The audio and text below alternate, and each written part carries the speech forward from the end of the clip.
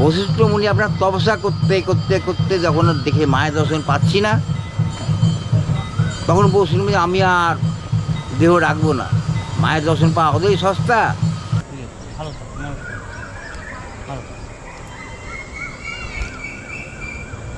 কিছু কিছু জায়গা আছে সেগুলো মানতে অবশ্যই।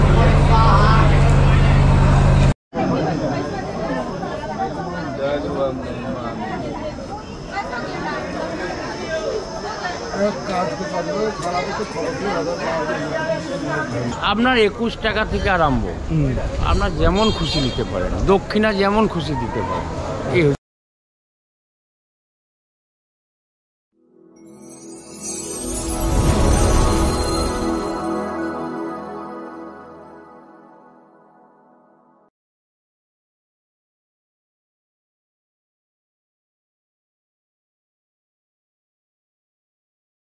তারাপীঠ, তারাপীঠ যেমন মা তারার মন্দিরের জন্য বিখ্যাত, সেরকম তারাপীঠ মহাশ্মশানের জন্য বিখ্যাত।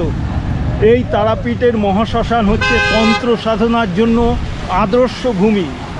এই স্থানে ঋষি বশিষ্ঠ ও তার তন্ত্র সাধক বামাখ্যাপার তন্ত্র সাধনার সাধন ভূমি। তারাপীঠের এই স্থানে আসবেন কিভাবে, পুজো দেবেন কিভাবে, কোথায় থাকবেন, সব কিছুই থাকছে এই ভিডিওতে। আর এই ভিডিওতে আর একটা জিনিস, যেখানে কলকাতা সহ দক্ষিণ 24 পরগনায় রেমালের তাণ্ডব চলছে, তার প্রভাব এখানেও কিছুটা পড়েছে। তার জন্য এই ভিডিওতে কিছুটা দুরকম ক্লিপস দেখবেন, এবং দুদিনে 26শে মে এবং 27শে মে। আর কিছু ক্লিপস ভিডিও মোবাইলেরও থাকবে, কারণ রেমালের যা অবস্থা বুঝতে পারছেন, বৃষ্টি পড়ছে, হাওয়া বইছে, তার মধ্যে দাঁড়িয়ে ভিডিও করছি। কলকাতা থেকে তারাপীঠ যাওয়ার জন্য হাওড়া ও শিয়ালদহ স্টেশন থেকে অনেকগুলি ট্রেন রয়েছে। এর মধ্যে হাওড়া থেকে যে ট্রেনগুলি ছাড়ে সেগুলি হলো 13017 গণদেবতা এক্সপ্রেস, 13053 কুলিক এক্সপ্রেস আর 13015 কবিগুরু এক্সপ্রেস। এর ছাড়ার এবং পৌঁছানোর টাইম টেবিল সমস্ত স্ক্রিনে দেয়া হলো। আর শিয়ালদা থেকে যে ট্রেনগুলি ছাড়ে সেগুলি হলো 13173 কাঞ্চনজঙ্ঘা এক্সপ্রেস আর 13187 মা তারা এক্সপ্রেস। তারাপীঠ যাওয়ার জন্য আপনারা রামপুরহাট স্টেশনের বাইরে থেকে অটো পেয়ে যাবেন। অটোতে শেয়ারে পড়বে 40 টাকা ভাড়া, আর রিজার্ভে 250 টাকা।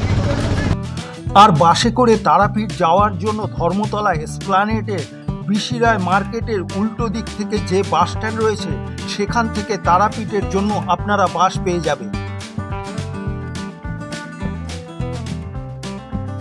কলকাতা থেকে তারাপীঠের জন্য ভাড়া পড়বে মাথা পিছু 180 টাকা করে, আর বাসে সময় লাগে 7 ঘন্টা। আর এই হচ্ছে দ্বারকা নদী। এই দ্বারকা নদীর একটা বৈশিষ্ট্য হচ্ছে, ভারতবর্ষে যত নদ নদী আছে সবই উত্তর থেকে দক্ষিণ দিকে বয়, কিন্তু এই দ্বারকা নদী দক্ষিণ থেকে উত্তর দিকে বইছে। আর এই হচ্ছে তারাপীঠ সরণি। তারাপীঠের এই যে রাস্তা, এই যে মন্দির, এই পারে প্রচুর হোটেল ভর্তি, আর এইদিকে তো হোটেল রয়েছে, চলুন দেখাচ্ছি।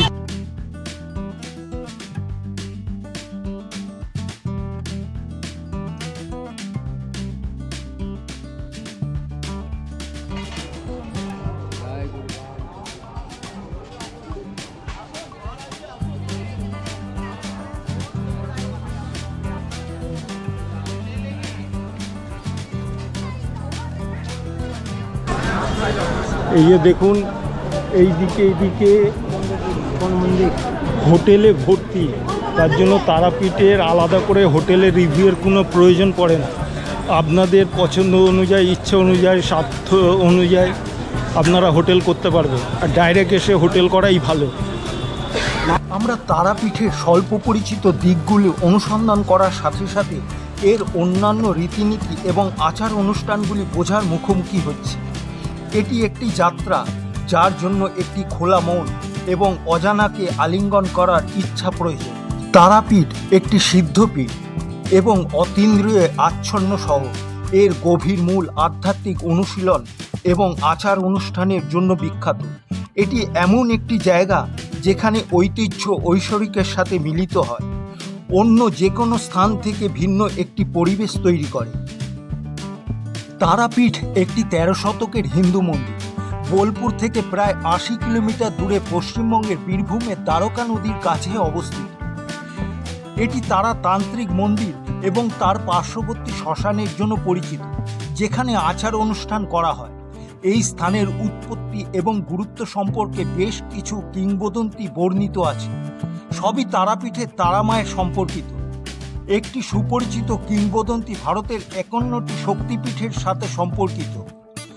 অন্য স্থানীয় কিংবদন্তি অনুসারে দেবী তারা ভগবান শিবকে কষ্ট থেকে রক্ষা করেছিলেন।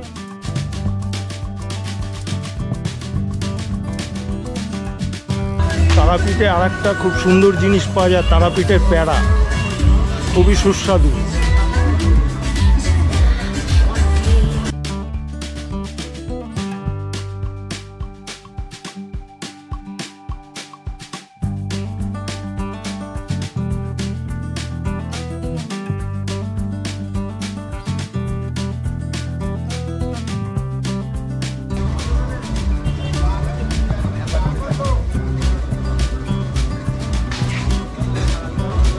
কত করে প্যাড়া?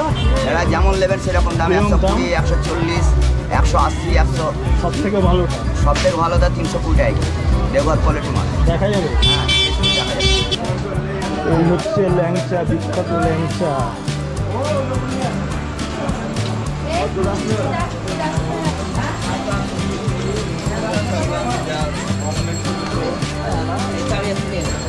আর একটা জিনিস ভালো হয়েছে, আগে অটো ঢুকতো না, এখন বাজারটাকে পিছনে করে দিয়েছে বলে পুরো পিছন দিক পর্যন্ত অটোতে আপনি হোটেলের ভেতরে যদি হোটেল হয় তাহলে অটোতেই চলে আসতে পারবেন, অটো যাতায়াত করে। আর এই তারাপীঠে পুজো দেওয়ার জন্য তারাপীঠ মন্দিরের দুধারে প্রচুর পুজো দেওয়ার জন্য দোকান আছে, আর আপনাদের দেখাচ্ছি।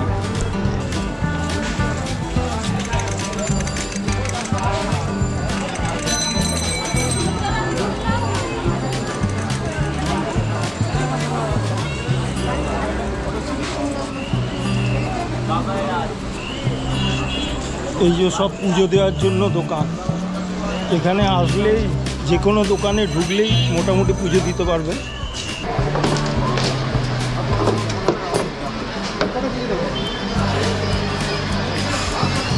এই সব পুজো দেওয়ার জন্য দু সাইডে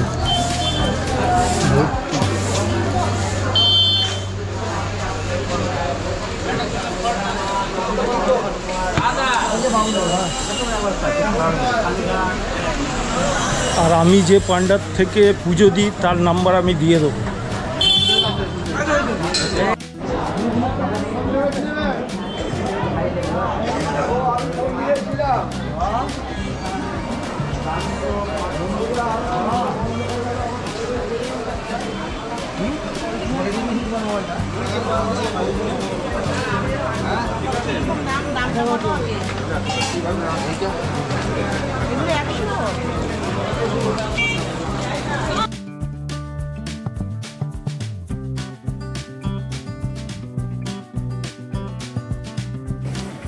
এই রাস্তাটা মন্দিরের পেছন দিকের রাস্তা, দু সাইডে প্রচুর ফুল, মানে পুজো দেওয়ার জন্য দোকান।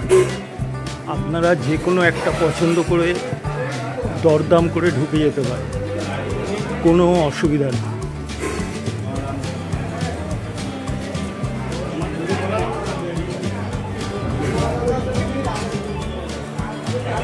প্রচুর প্রচুর দু সাইডে ফুল।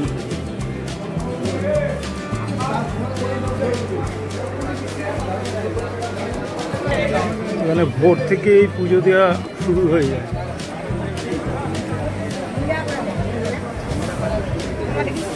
এই হচ্ছে মন্দিরের পেছন দিকের গেট,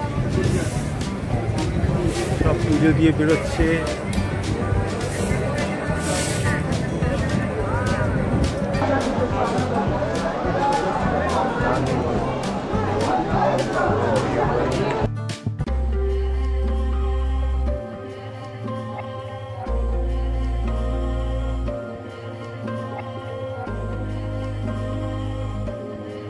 তারাপীঠের মন্দির নির্মাণ শুরু করেন রাজা রামজীবন রায়চৌধুরী ১৬৬৯ সালের দিকে।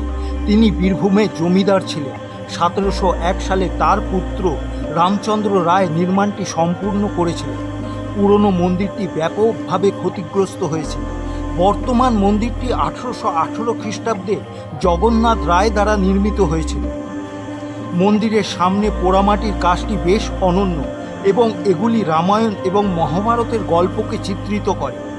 মন্দির প্রাঙ্গণের মধ্যে একটি শিব মন্দির রয়েছে, যা চন্দ্রচূড় শিব মন্দির নামে পরিচিত। এছাড়া রয়েছে গণপতি মন্দির, বিষ্ণু মন্দির, গরুড়া মন্দির এবং হনুমানজির মন্দিরও রয়েছে। তারা মায়ের বিভিন্ন বিশিষ্ট ভক্তদের দ্বারা মন্দিরটি বহুবার সংস্কার করা হয়েছে। সারা বছর ধরে বিভিন্ন উৎসব অনুষ্ঠিত হয় এই তারাপীঠের মন্দিরটি। পুজো দেওয়ার এখানটায় ভিড় দেখুন।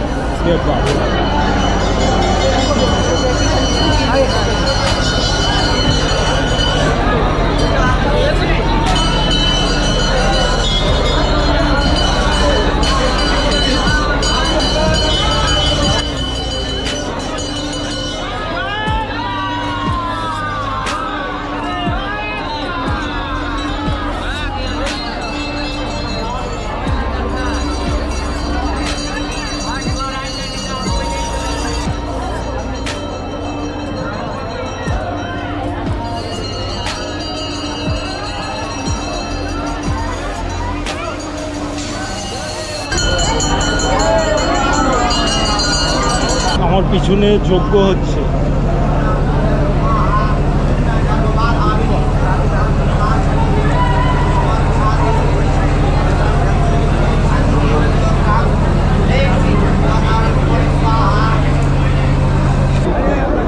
এই যে লাইনটা দেখছেন, এটা হচ্ছে ভিআইপি লাইন।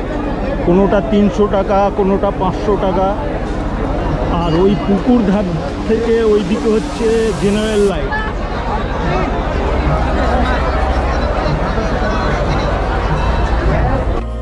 মন্দিরের ভেতরে যে পুকুরের অনেক পৌরাণিক কাহিনী রয়েছে, সেই পুকুরে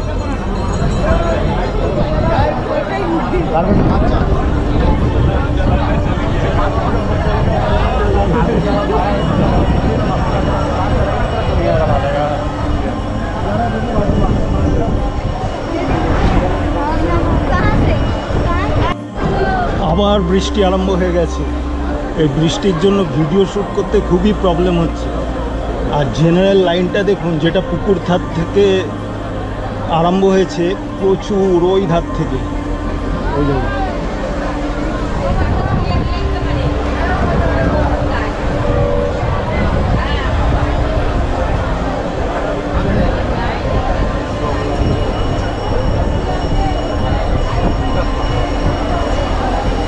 প্রচুর লাইন, প্রচুর লাইন।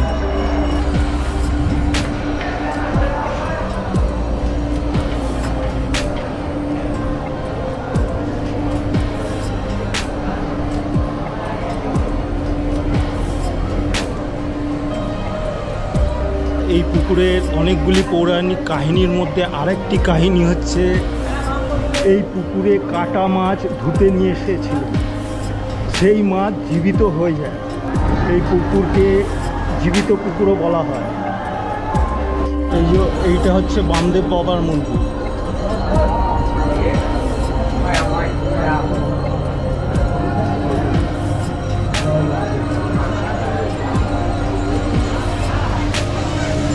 পুকুর ধার থেকে যে জেনারেল লাইনটা পড়েছে, তার লাইনটা এসছে দেখুন। এই জেনারেল লাইন।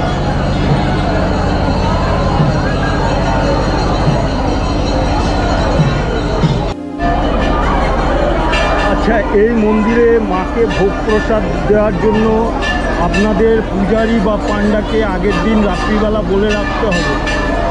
আপনার 1100 টাকা থেকে আপনার ইচ্ছা অনুযায়ী স্টার্ট হচ্ছে, যত খুশি আপনারা দিতে পারেন। এছাড়াও পান্ডা বা পূজারির থেকে 250-350 টাকার মাধ্যমেও ভোগ প্রসাদ পেয়ে যেতে পারে। আর এখানে বিনা পয়সায় ভান্ডারা ভোগের ব্যবস্থাও রয়েছে, সেটা 12টা থেকে আরম্ভ হয়।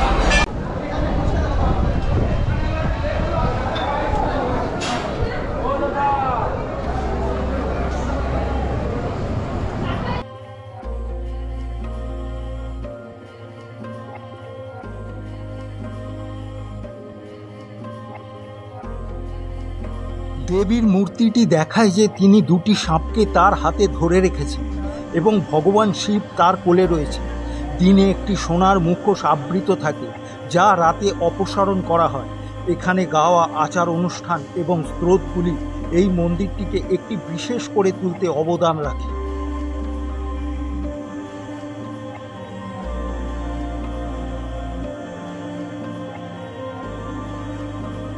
আমি যে এখানে তারাপীঠে মন্দিরে পুজো দিই, আমার দুজন পান্ডা এবং দুজনই খুবই দারুণ। তাদের যেরকমই পয়সা দিন, তাদের কোনো বার্গেনিং দাম টাম কিচ্ছু নেই। আপনি 1 টাকা দিলে 1 টাকাই নিয়ে নেবে। আপনাদের নাম্বারটা দিয়ে দেবো। কোথায়, মানে কোন দোকান? মন্দিরে এসে ফোন করলেই হবে। কাশীনাথ পূজা ভান্ডার। কাশীনাথ পূজা ভান্ডার। আর এমনি কত টাকা থেকে থালা আরম্ভ হচ্ছে? আপনার 21 টাকা থেকে আরম্ভ। আপনার যেমন খুশি দিতে পারেন, দক্ষিণা যেমন খুশি দিতে পারেন। ঠিক আছে, আপনাদের নাম্বারটা। আচ্ছা, এই মন্দিরে বেরোনোর জন্য অনেকগুলো গেট রয়েছে। এই গেটটা হচ্ছে পিছনের গেট।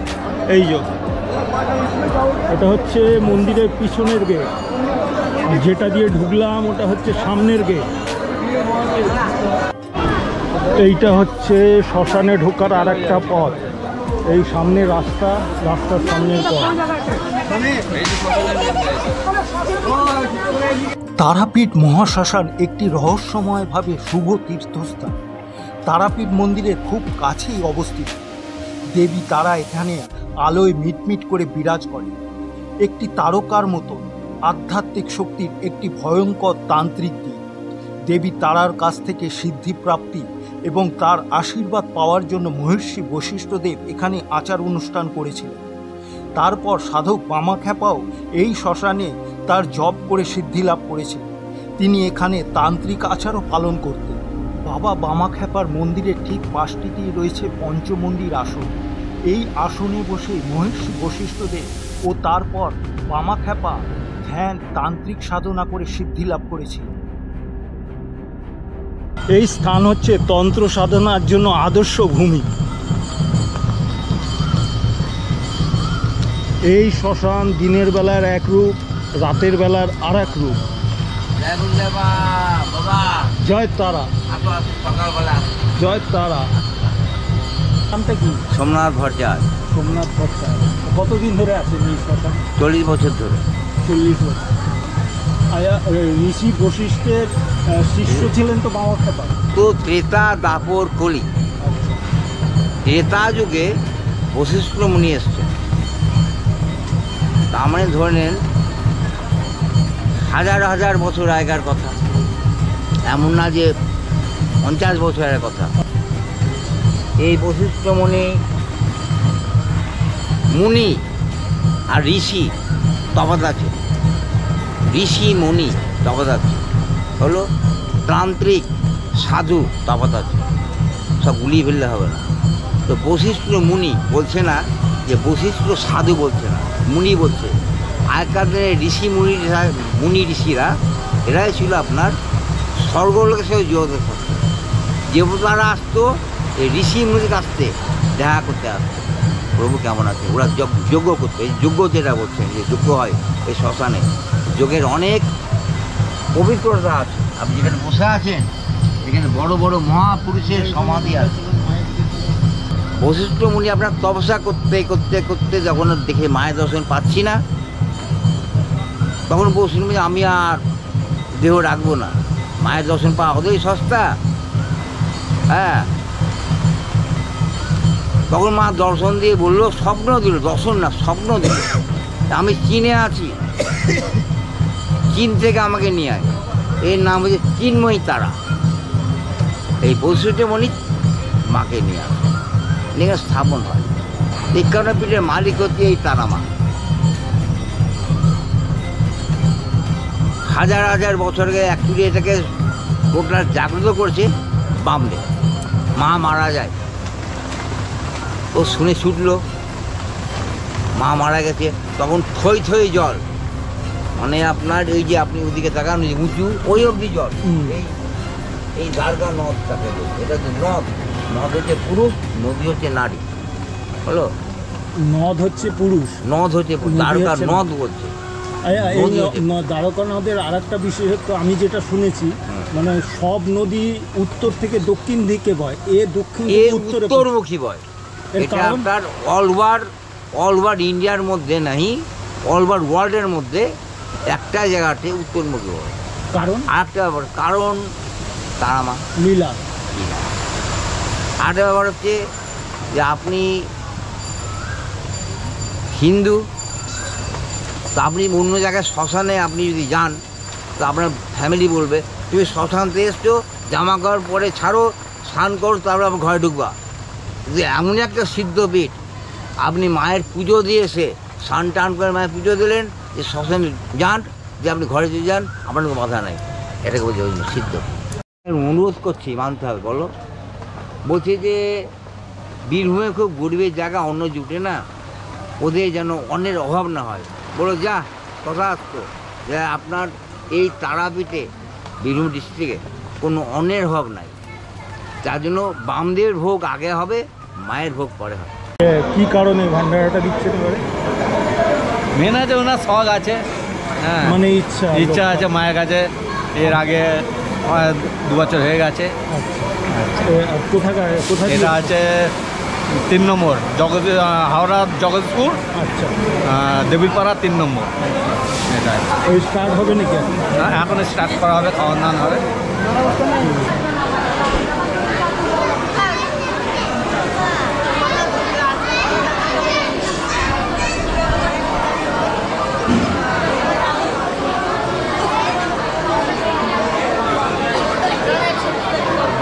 এই দুটো জায়গায়, এখানে একটা রান্না হচ্ছে, আর এই স্থানে প্রত্যেক দিনই ভান্ডারা চলে, বাদ যায় না। এই ভান্ডারা সব রান্না প্রস্তুত, ওখানে সব বসে আছে পাত পেরে, এখানে রান্না হচ্ছে কমপ্লিট। মোটামুটি অনেক কিছুই পদ রয়েছে।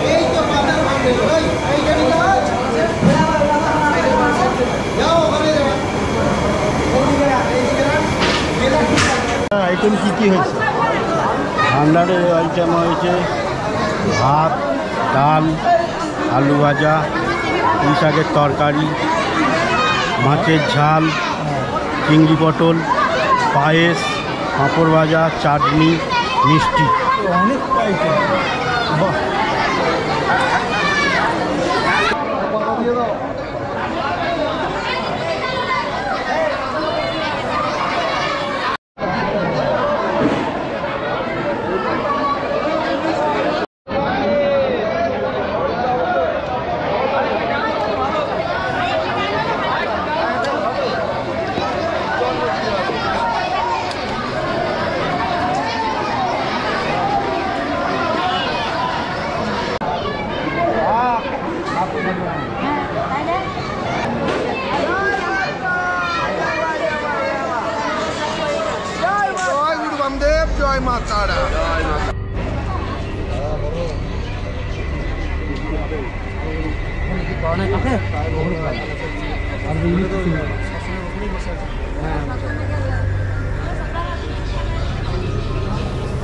এই তারাপীঠ মহাশ্মশানের চিতা।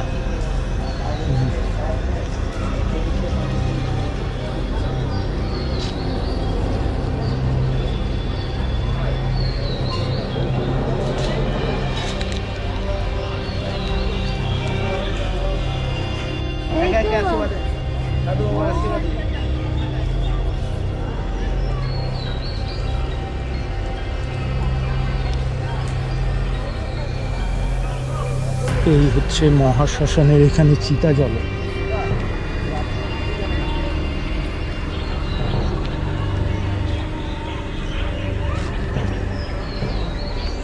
আর এই হচ্ছে দ্বারকা নদী।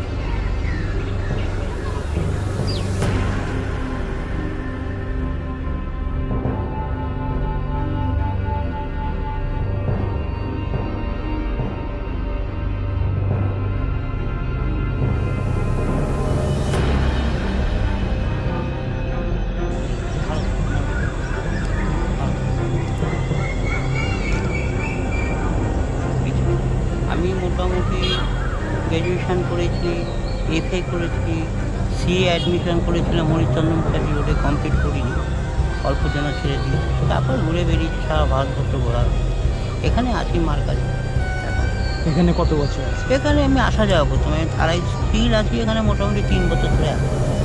এক জায়গায় আমি থাকি না, আপনাদের মতন লোকরা তো এক জায়গায় থাকতেও পারবে না। আমার সারা ভারতবর্ষ হয়ে গেছে। আমি কাশীতে মণিকর্ণিকা শ্মশানে ছিলাম, পুরীতে স্বর্গদ্বারে ছিলাম, কামাখ্যায় ছিলাম, রামেশ্বরমে ছিলাম। তারাপীঠের মহাশ্মশানকে তারাপীঠের অবিচ্ছেদ্য অংশ হিসেবে বিবেচনা করা হয়। এটা বিশ্বাস করা হয় যে দেবী তারাকে ছায়ায় দেখা যায় ছাগলের রক্তপান করতে, যা তার বেদিতে প্রতিদিন বলি দেয়া হয় তার রাগ মেটানোর জন্য এবং অনুগ্রহ পাওয়ার জন্য। তান্ত্রিক অনুশীলনকারীরা বিশ্বাস করে যে মা তারা হাড় এবং কঙ্কালের প্রতি আকৃষ্ট হয় এবং শ্মশান তার পছন্দের বাসস্থান। তাই তান্ত্রিক অনুশীলনকারীরা তাদের তন্ত্র সাধনার জন্য প্রজন্মের পর প্রজন্ম ধরে এই স্থানে ঝাঁপিয়ে পড়েছে। অনেক সাধু এখানে স্থায়ীভাবে বসবাস করেন। মাকে, তারা মাকে আজকে আমার কপাল খুবই ভালো, খুব ভালোভাবে দর্শন করতে পেরেছি, মাকে জড়িয়ে ধরতে পেরেছি। দেখলেন তো মন্দির পুরো ফাঁকা। তা ভিডিওটাকে এখানেই শেষ করছি, দেখা হচ্ছে পরবর্তী ভিডিওতে। আর ভিডিওটা ভালো লাগলে অবশ্যই লাইক, শেয়ার এবং সাবস্ক্রাইব করতে ভুলবেন না। টাটা, বাই বাই, নমস্কার।